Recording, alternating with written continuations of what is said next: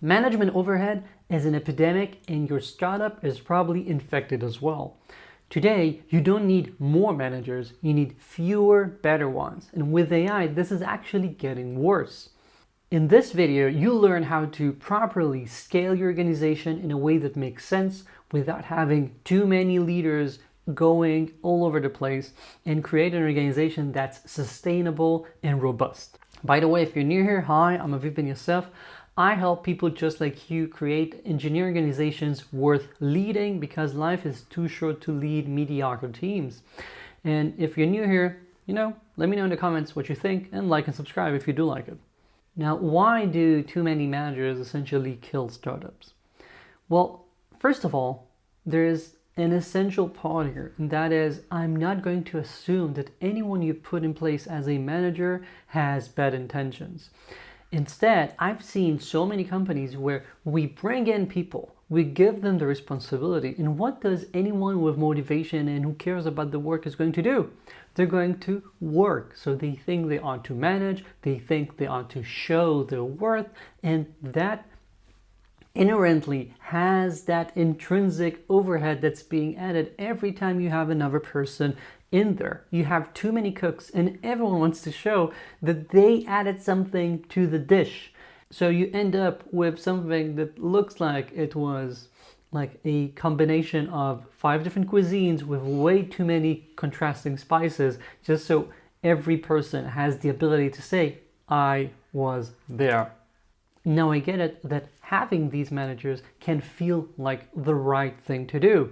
First of all, just because you think that that's what you ought to do. Maybe you saw startups as they grew a few years ago when we were in hyperscale mode for every little thing, but that's no longer the case, of course. Or maybe you're afraid of telling people that, sorry, we only have so many management slots that are going to open up in the near future, and you just allow people to take up those positions because you want them to be happy, because you want to have better retention, whatever, and you end up creating all of these extra managers. And also, maybe you're thinking, we're going to grow, we're going to need them. Most often than not nowadays, that's not the case. You don't grow that fast, and you end up having too many managers who are being idle, even if they don't realize that. And to add to that, you probably think that having more managers allows you to have better order, because then you can break down every little thing on the org chart to be its own team. So you have people in charge of this, in charge of that, everything seems so orderly and well placed. But as with so many other times that you organize something prematurely, you do all that work only to realize 5 minutes later you have to start making changes. The truth is that more managers almost always means that you're going to have more complexity, more communication, more miscommunication, more bureaucracy going on. And add to that the fact that you immediately get rigidity with more teams introduced, because it becomes so much harder to do things.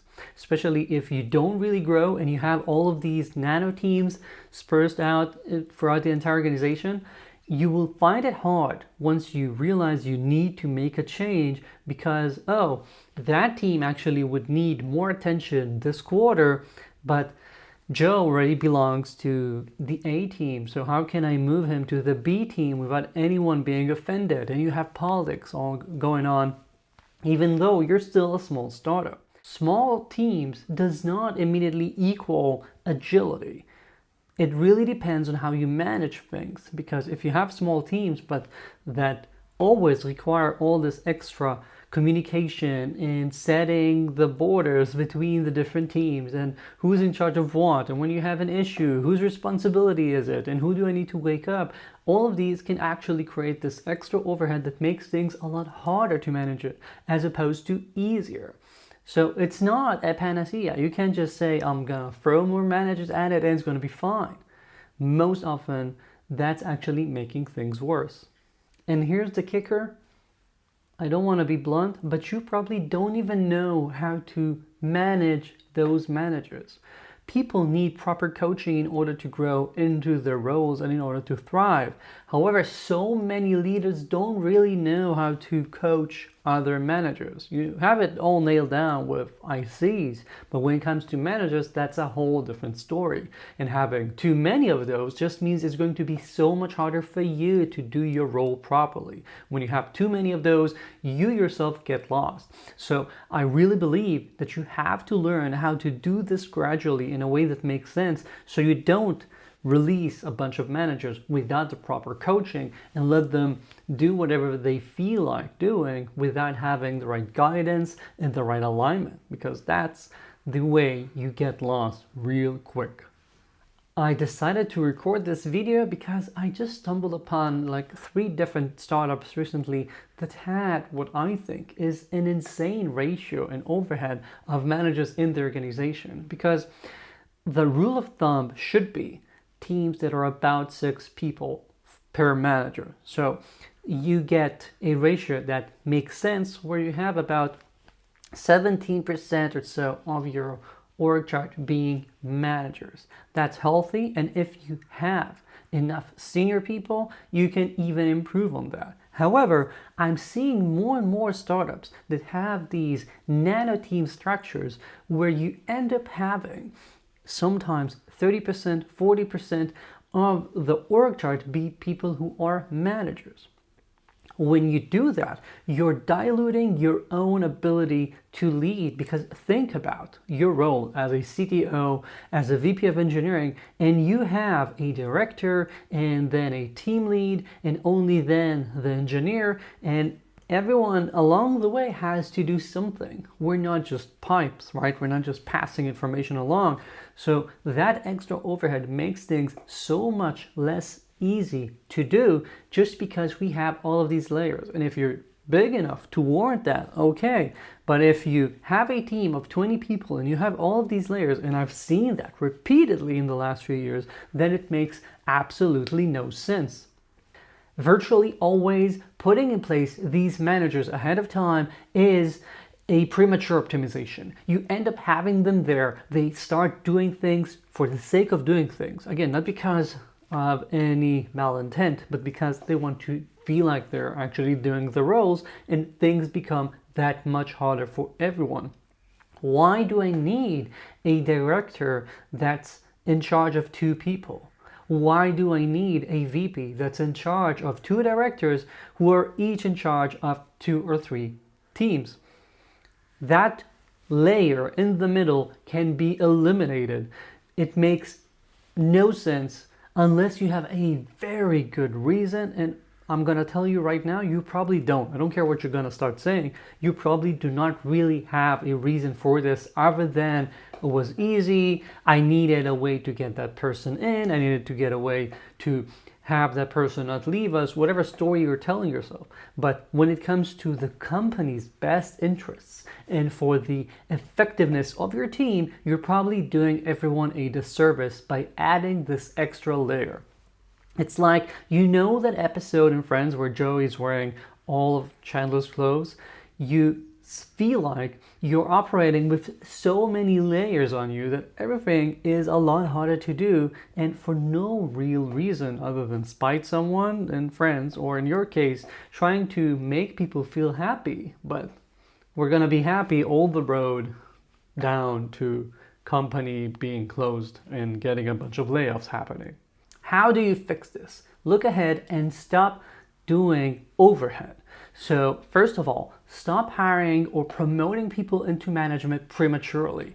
Things should actually be painful already by the point where you realize, okay, let's add another manager there. Let's split that team. Let's add another layer in the organization only after it makes sense, once it hurts. This is not like scaling your code where you know you're going to get a bunch of users real soon and you start putting the extra service in place ahead of time before a big launch. Most times you do not need these extra managers that soon, especially if you're already investing in people in your organization, giving them the extra responsibility, giving them some coaching, so each person in your organization becomes more senior. And that doesn't automatically mean they need to go into management. They can be real senior engineers, principal engineers who take charge over big projects, making management's work a lot easier and allowing you to scale the organization in a way that requires less layers.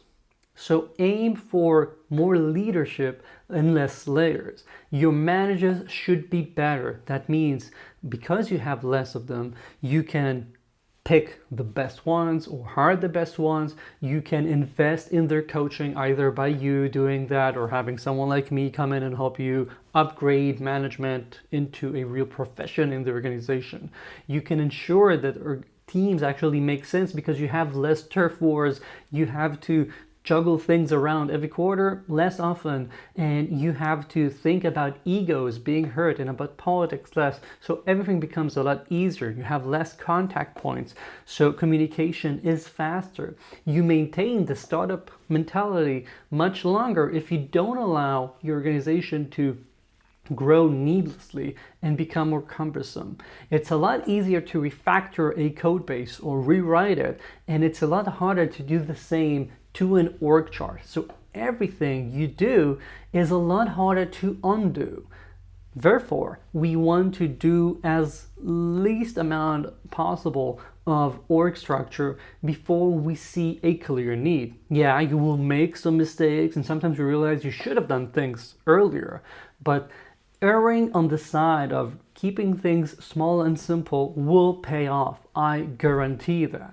And not to throw buzzwords around, but AI should make it easier for your managers because they should be able to be on top of more things. Each engineer should be able to produce more things, and that means that teams will probably, my rule of thumb that has been the same for a few years now, as I wrote about in my book, The Tech Executive Operating System, teams will probably grow from 1 manager and 6 people to 8 or 10, I don't know. That's what I expect to see happening within the course of the next 12 to 18 months because AI will allow us to be more productive. I'm not talking about 10x improvements yet. Maybe that will be the case. But even without that, you should see more people in each team. So having that in mind, you probably already have too many managers, even if you didn't think so at the beginning of this video. As much as possible, make moving between organizations, between teams and groups, something that's natural, not political. Because if you make that something that's just easy to do, if you normalize that, it will be a lot easier for the organization to be adaptable, even once you have those extra layers. Because once we try to put everything in a small little box, it becomes so much harder to move people around, to ask them to go to this project or that without hurting someone's ego, without having to explain it in a bunch of company-wide meetings or organization-wide meetings, and everything becomes so much harder. Instead, focus on value, on impact. I, as an engineer, loved being able to move around between different teams. Some people find it less natural, and you have to work to find the right balance for your company and for your people in a way that allows you to have this extra flexibility without turning that into a nightmare for everyone involved. Lastly, for the managers you do have, you have to invest in them and help them become real, valuable managers. Again, management is a real profession. It's not just, oh, you were an engineer for so many years, I'm gonna flip the switch in the org chart, I'm gonna change your title on LinkedIn, you're now a manager and you know everything you've got to do. No, it's not as simple as that. They have to learn how to do things, and it's your responsibility to help them get there.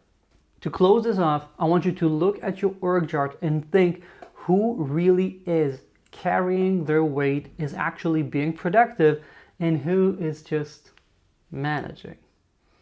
I believe you can do better, and I believe your organization will be better off with you realizing how important this is. Leadership is about creating the right direction, not about creating a kingdom of middle management.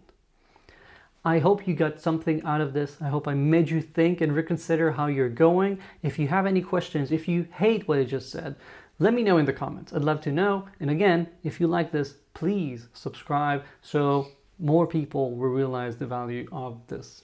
Thank you, and I'll see you again soon.